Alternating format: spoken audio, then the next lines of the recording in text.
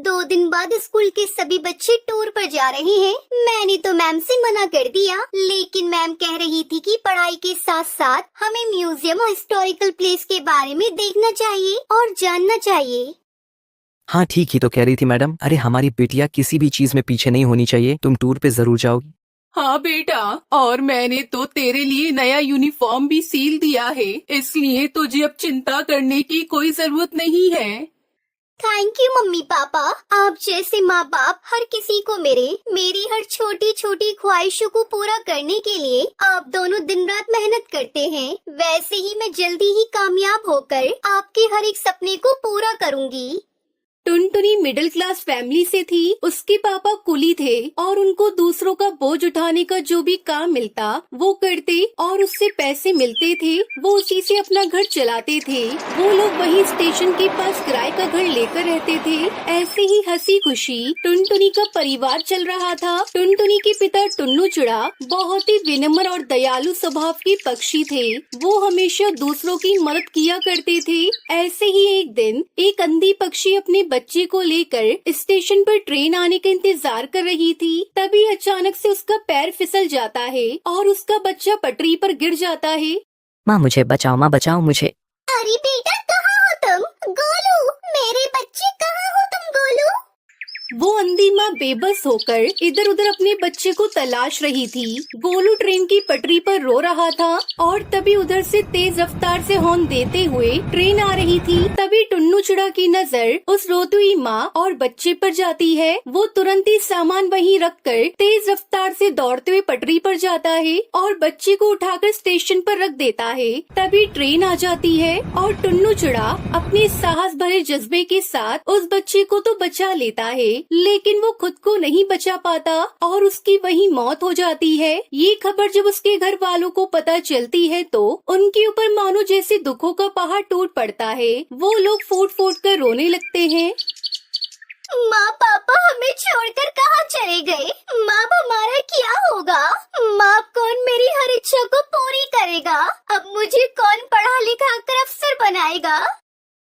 वहीं टुनटुनी की माँ टूनी की भी तबीयत खराब हो जाती है। अब घर की सारी जिम्मेदारी टुनटुनी चिड़िया पर आ जाती है। ऐसे ही 1 महीना बीत जाता है। माँ, मैंने दाल और रोटी बनाई है, चलो माँ थोड़ा सा खाना खा लो। तुम खा लो बेटी, मुझे भूख नहीं है। माँ अगर आप नहीं खाओगी तो फिर मैं भी नहीं खाऊंगी। थोड़ा सा खा लो ना माँ। आपको इस तरह देखकर पापा को भी अच्छा नहीं लग रहा होगा। प्लीज माँ खा लो। उसके बाद टूनी चिड़िया थोड़ा खाना खाती है। इसी तरह समय बीत रहा था। इस बीच टुनटुनी का 10वीं का रिजल्ट आता है और वो अपने पूरे स्कूल में टॉप करती है। माँ आप तो खुश हो ना? काश आज पापा होते तो वो कितना खुश होते। पर देखना माँ, मैं जल्दी ही आगे की पढ़ाई पूरी करके अपने पापा का नाम रोशन करूँगी। टुनटुनी ये सब कह रही थी कि तभी वहाँ पर उसका मकान मालिक कड़कनाथ सेठ आ जाता है। देख टुनटुनी, अब तुम दोनों अपने रहने के लिए कोई दूसरा ठिकाना ढूंढ लो, क्योंकि यह घर मैंने किसी और को किराए पर दे दिया है। मालिक, घर देने से पहले एक बार आप हमसे पूछ तो लेते।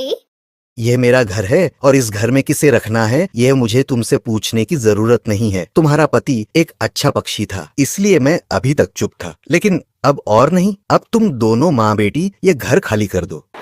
उसके बाद दोनों माँ बेटी रोते हुए घर से निकल जाती है। माँ अब हम कहाँ जाएंगे माँ? जहाँ भी किस्मत ले जाए बेटी, चल बेटी मेरे साथ चल। उसके बाद दोनों माँ बेटी घर की तलाश में निकल पड़ते हैं, लेकिन उन्हें कहीं कोई घर नहीं मिलता। वो दोनों एक सुनसान सड़क पर बस चले जा रही थी। तभी एक तेज रफ्तार गाड़ी आती है और टूनी चिड़िया को टक्कर मारकर चली जाती है। माँ, ये आपको क्या हुआ माँ? अरे कोई है तो मेरी मदद करो। अरे कोई है। सुनसान सड़क पर उसकी मदद करने वाला कोई नहीं था। तभी उसे वहाँ एक बस दिखाई देती है और टुनटुनी चिड़िया जैसे तैसे करके अपनी माँ को बस में बिठाकर उसे चलाते हुए हॉस्पिटल ले जाती है। देखिए चिड़िया, तुम्हारी माँ के सिर से काफी खून बह गया है, हमें ऑपरेशन करना होगा। तुम जल्दी से 1 लाख रुपए जमा करवा दो।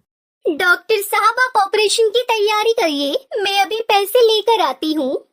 टुनटुनी उसी बस में बैठकर रो रही थी।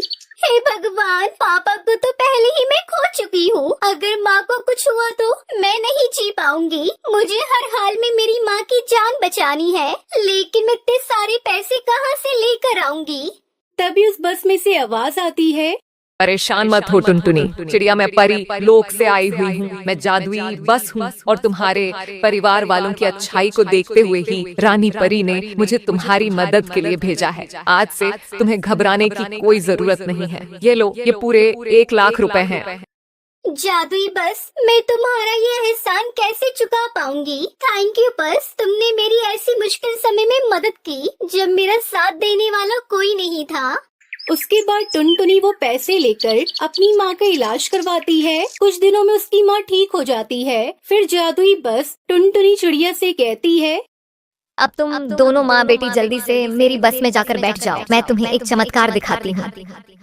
उसके बाद वो बस खुद ब खुद एक बस घर के रूप में बदल जाती है। टुनटुनी, आज से ये घर तुम्हारा है। तुम अब यहाँ अपनी माँ के साथ आराम से इस बस घर में रह सकती हो। और हाँ, तुम्हें इस घर में किसी भी तरह की कोई कमी नहीं होगी। वो सब तो ठीक है जादुई बस, लेकिन ये बस घर तो शहर से काफी दूर है। फिर मैं अपने स्कूल कैसे जाऊंगी? बस इतनी सी बात, मैं हूँ ना, मैं भला किस दिन काम आऊंगी।